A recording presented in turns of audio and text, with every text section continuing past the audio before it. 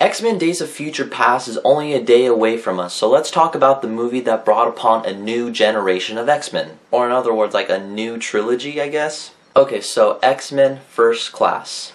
X-Men First Class is the beginning of actually good X-Men movies. For example, hear me out. X-Men 3, that was not a good movie. Origins Wolverine, that was a terrible, terrible movie. This movie is basically a prequel to all the other X-Men that were made in the past, and this marks the beginning of who the X-Men are today. And I remember in the summer of 2011, I dug the shit out of this movie. So in this movie, it mainly stars James McAvoy as Professor X and Michael Fassbender as Magneto. And this was before they got their superhero names. Professor X was Charles Xavier and Magneto was Eric Lenscher. In the original X-Men trilogy, they were much older, but in this new trilogy, it's actually based on their younger years. And in this movie, Charles Xavier and Eric Lenscher use their powers in order to bring certain mutants together in order to change the world. I really love Professor X's and Magneto's relationship in this movie. I always loved their relationships in the original X-Men trilogy, but this one, it took it to another level. In the originals, they respected one another, and you can tell that they wouldn't harm each other in any way. In this movie, it was sorta like that, kind of.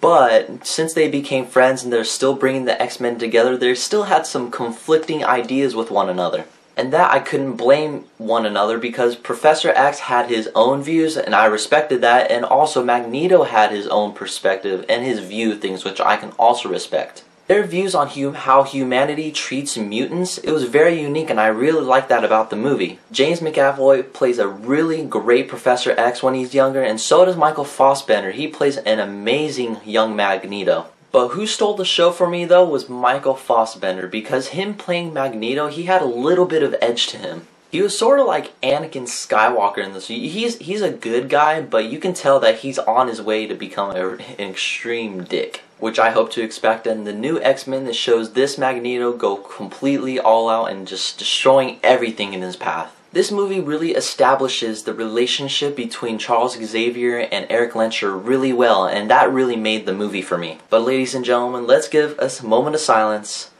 for Jennifer Lawrence playing as Mystique.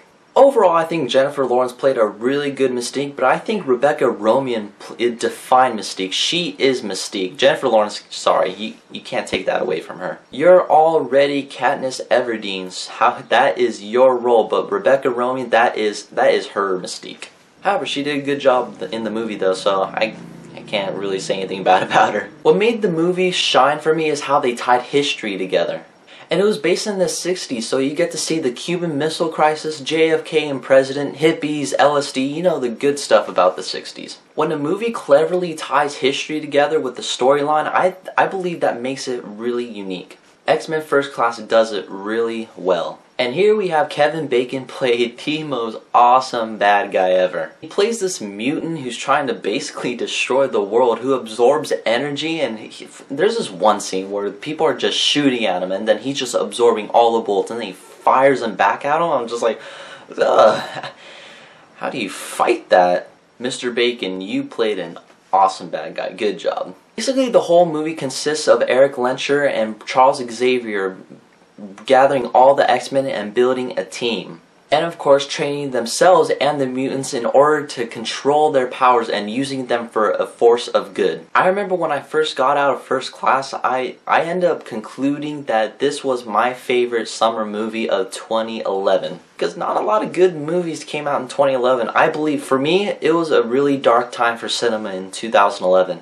It's always nice to see really excellent movies come out during a time where there's really nothing in theaters, and for that I give X-Men First Class a 5 out of 5. Oh, and at the end, it sort of sets up for X-Men Days of Future Past, and that, I can't wait to go see that. So excited to see the old and the new cast of the X-Men saga come together in one movie. That I cannot wait for, but for right now, I have to get going. Peace.